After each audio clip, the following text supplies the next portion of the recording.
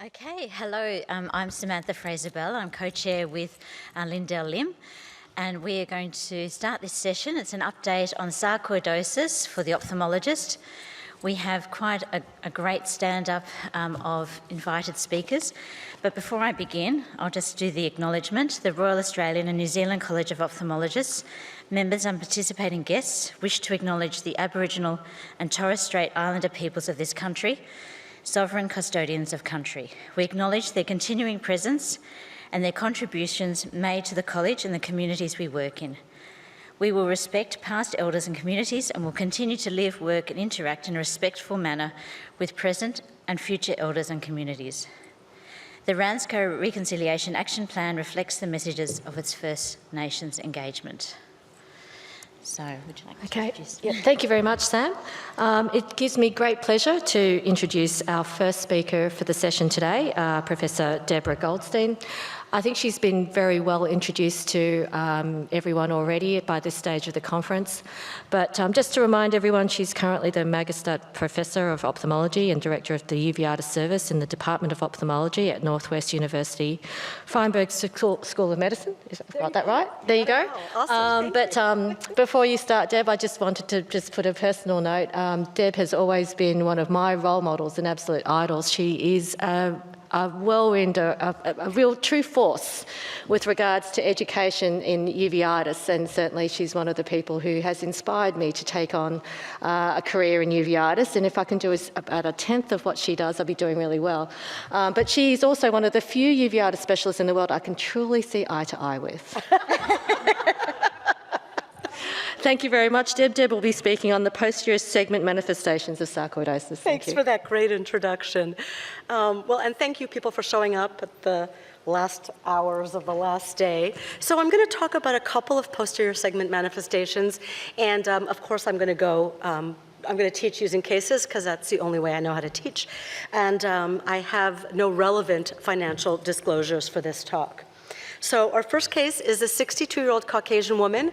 She has decreased vision in both eyes, and she's been diagnosed with intraocular lymphoma and referred to me as I do the lymphoma as well as uveitis in my hospital. Her best corrected visual acuity is decreased in both eyes. She has 2+ anterior chamber cells in both eyes and vitreous cells in both eyes. And you can see here, if I can figure out how to point, that she's got these punched out lesions inferiorly, these little tiny 1/10 to 100th of a disc area, punched out lesions. And while these aren't pathognomonic for sarcoid, they're really characteristic of sarcoid. She also has some teeny little iris nodules here.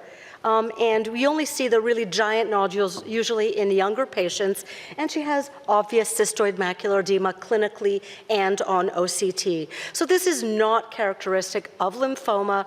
We don't get these punched out lesions, we don't get these iris lesions, and it's really, really rare to get cystoid macular edema in vitreoretinal lymphoma. So I was talking to the referring doctor, and I said, well, how come you think that this is lymphoma? He goes, well, she's old and white. So not everybody over 60, by the way, over 60 is not old, but also not everybody over 60 has lymphoma. And as a matter of fact, I'm going to digress for 1 second because I think I have enough time, that statistics are really helpful, but they break down at the individual level. So it's nice to know that the average age of a patient with primary vitreoretinal lymphoma is over 60.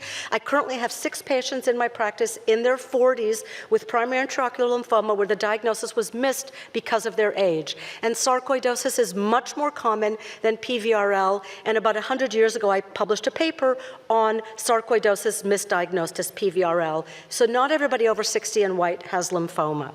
So workup revealed a normal ACE and lysozyme, negative workup for syphilis and tuberculosis, and her chest x-ray was normal. I don't always proceed to CT chest.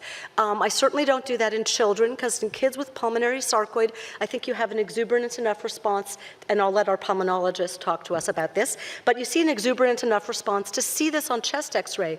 But in this case, she's referred with a diagnosis of cancer. I'm telling her she doesn't have cancer, so we do a CT chest.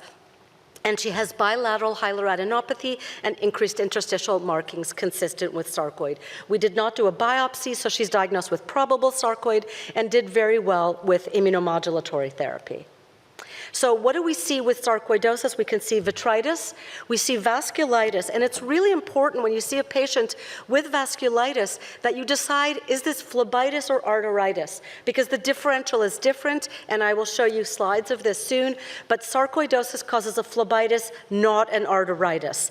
The vasculitis, the phlebitis, typically they're skip lesions, and we could see the tache de Bougie, the very exudative canthal wax drippings. Cystoid macular edema is very common, and it's the most common cause of decreased vision in these patients.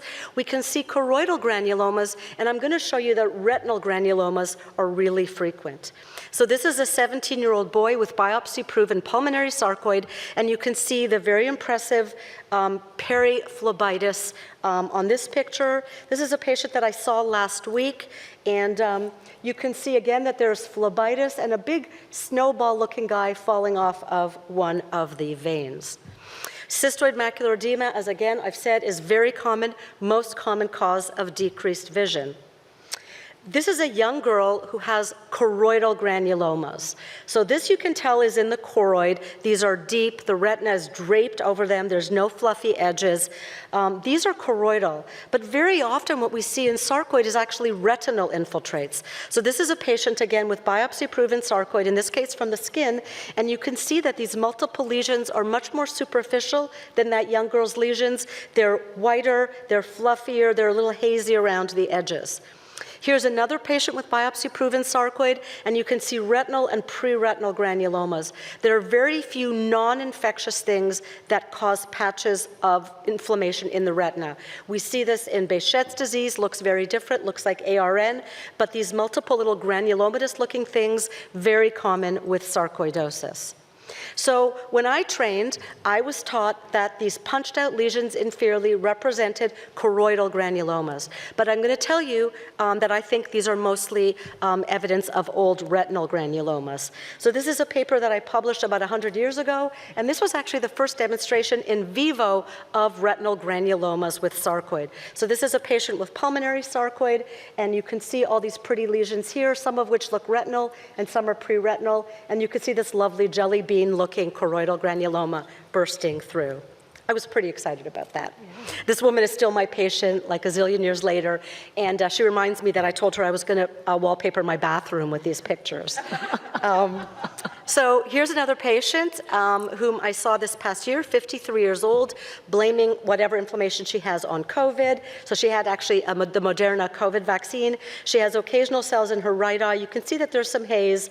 Vision is 20/20. The left eye, you can see there's some phlebitis, a little bit of haze. Fovea doesn't look normal. Here is montage. I talked about imaging earlier in the day. I actually really like Optos fluorescein. I hate Optos photos, so I'm much happier to do montage photos. And you can see here these, what look like mostly punched out lesions and a few active lesions inferiorly. And here's the same in the other eye. The OCT shows a little bit of retinal thickening and a little ditzel in the left fovea. The fluorescein angiogram in the posterior pole, you can see there's a lot of vitritis. There's a little bit of vasculitis, not that exciting. And in the periphery, we can see that there is some phlebitis, and you can also see all the little hyperfluorescent spots of these little punched out lesions that she has. So, and there is her left eye. One of my fellows did this. I swear I did not do all this lovely drawing. I have a fellow visiting from Italy who has a lot of free time, apparently, and he asked if he could color all over my pictures. So, phlebitis, very common in tuberculosis, in sarcoidosis. When we see arteritis, we think of Behçet's, but remember, infectious disease, please, ARN, also syphilis, also toxoplasmosis. We can see arteritis as well in Susac. And when we see arteries and veins, when basically every vessel is involved, this is usually infectious. This is most likely toxoplasmosis, less likely ARN. So here's some really pretty OCTs, and you can get OCTs not just in the macula. So I look at the patient, decide what area I'd like to have pictures of, and send the patient. So here you can see OCTs through some of these lesions, and you can see some of them are under the RPE, like little jelly beans pushing out, but there are multiple lesions in the retina. So we work her up. Her ACE is more than twice normal. Lysozyme was borderline. You can't make a diagnosis of sarcoidosis without ruling out tuberculosis, TB quant negative, syphilis EIA negative, and CT chest, she had marked hilar and mediastinal adenopathy. She meets the criteria, again, from IWAS for presumed bilateral sarcoid panuveitis. So she refuses local therapy, refuses systemic therapy, decides this is all the vaccines and she will get better. She comes back a month later with her vision fairly decreased in both eyes. You can see all of this haze. You can see that there's this interesting pattern in the vitreous. She's developed vasculitis and some of it has come off the vessel. So she has these strands in the vitreous and hundreds of snowballs and also preretinal and retinal granulomas. And here you can see inferiorly these large lesions, some of which may be choroidal, but most of which are retinal. And here's these lovely OCTs in the periphery. Thank you to my photographers. And you can see again, some of these things are under RPE or a broken through RPE, but most of these are large lesions in the retina. And the same thing in the other eye. So this is proof in vivo that these lesions are not choroidal. These are retinal, or they are chorioretinal, or they're choroidal and retinal. So ultimately, she agrees to start systemic therapy, oral prednisone, mycophenolate, and adalimumab. Here's 1 month after starting therapy. The vitritis is much better, and you can see that there's a marked reduction in the lesions in the retina. And you can see the top is before therapy, the bottom is 1 month after therapy, really dramatic decrease in the retinal lesions. This is after 4 months of therapy, and now what I'm showing you is these punched out lesions inferiorly that I was always told represented choroidal lesions. In fact, these are probably retinal. So why is this important? We are often referred patients with retinal lesions that are suspected to be lymphoma. And if there's not a lot of vitreous cells, then the patient's going to end up with a retinal choroidal biopsy. So remember, sarcoidosis can cause retinal lesions and work the patient up for sarcoidosis. So we can avoid the patients getting a retinal biopsy or a choroidal biopsy. And this is just a picture of a patient of mine with this vertical hyperreflective infiltrates of lymphoma. And you can see how these can be confused with sarcoidosis. So remember sarcoid and work the patient up for systemic disease. So my summary from my talk, not everything that we see in sarcoid is in the choroid. OCT is really helpful in defining where these lesions are.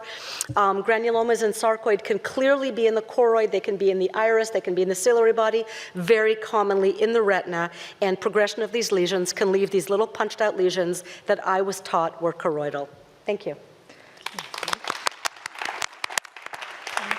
Thanks very much, Deb. I'm going to borrow that term jelly bean from you from here on. We do have one question in the live Q&A, and if anyone else has any questions, please come up to the microphone. I finished on time. I know. Well, I know. on time. You're on time.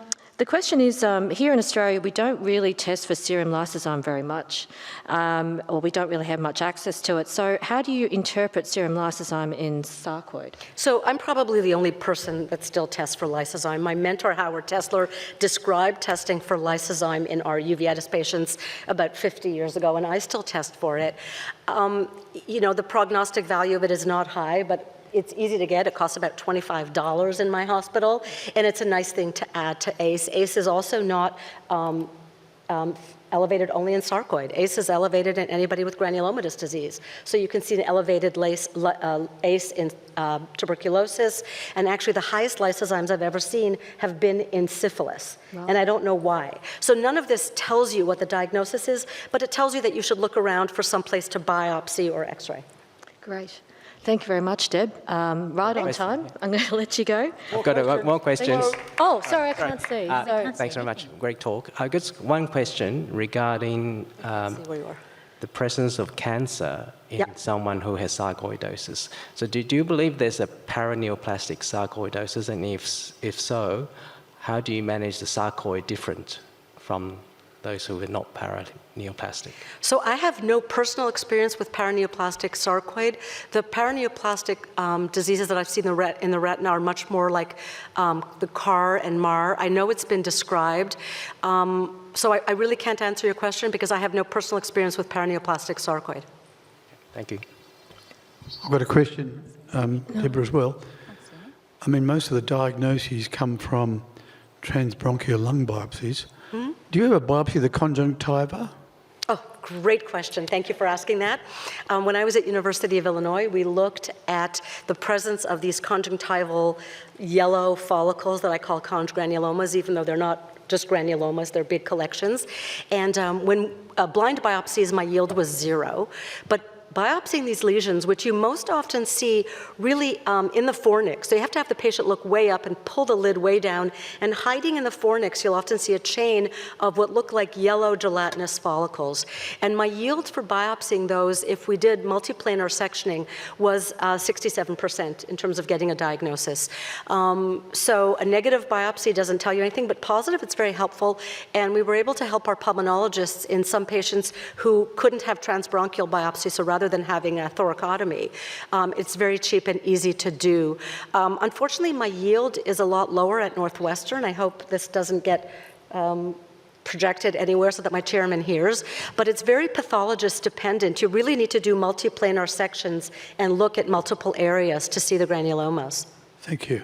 I say with transbronchial lung biopsies, they're done infrequently now. I do them when I see lung involvement, which is easier to access, but most pulmonary sarcoid is biopsied by Airbus TBNA.